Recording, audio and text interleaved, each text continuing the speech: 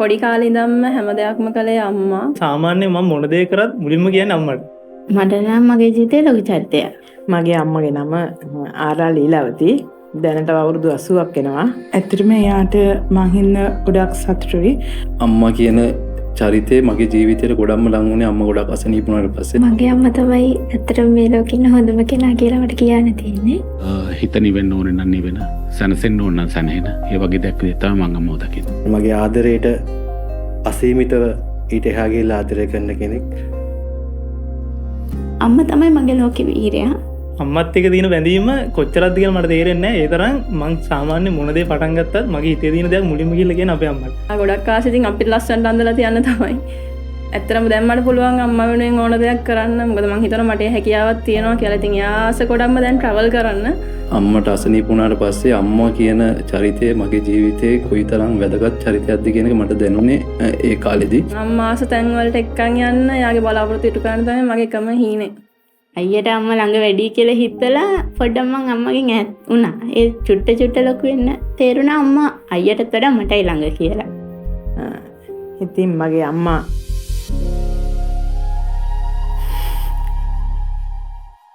ඇත්තටම මගේ හුස්ම තමයි අපේ අම්මා කරපු කැපකිරීම.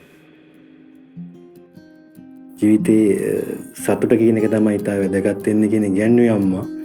මිලක් කියන්නවත් ඒකේ පරතරයක් කියන්නවත් බෑ.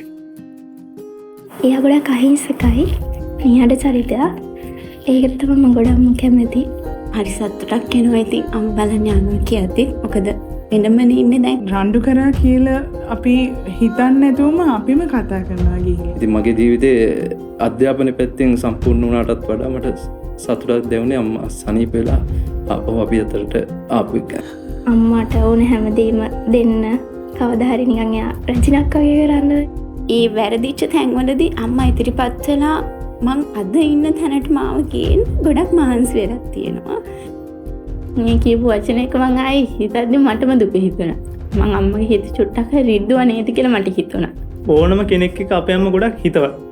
මොනේ යාළුවාවත් අපේ අම්මා එකෙන් සලකන්නේ මගේ කියන්නේ මට වගේම තමයි අපේ යාළුවන්ට සලකන්නේ. ඔය වගේ කාලයක් ගිහිල්ලා හරි මට පුතා ওই විදිහට දකින්න ලැබීම සතුටක් මැරෙන්න කලින් කියන වචනයකින් පිට වුණා. ඒ සතුට කඳුළු මං හිතන්නේ.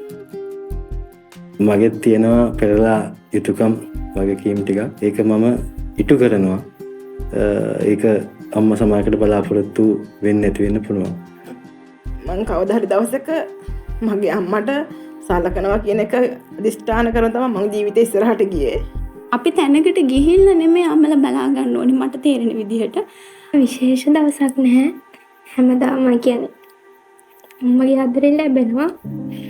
අපි පස්සේ කරන්න හිටියොත් සමහර විට අපිට ගොඩක් පසුතැවෙන්න වෙයි. අපිට මුකුත් කරගන්න බැරි වුණා කියලා. ජීවිතය හා සමකොට දරුවන්ට ප්‍රේම කරන සුවහසක් මව්වරුනි සෙනෙහසින් ඔබ වෙත පුදන ආදරණීය මතකාවර්ජනයයි. ඔබෙත් මගෙත් ජීවිතයයි අම්මා. සනස ලයිෆ් ඉන්ෂුරන්ස් වෙතින් මතක් කිරීමකි.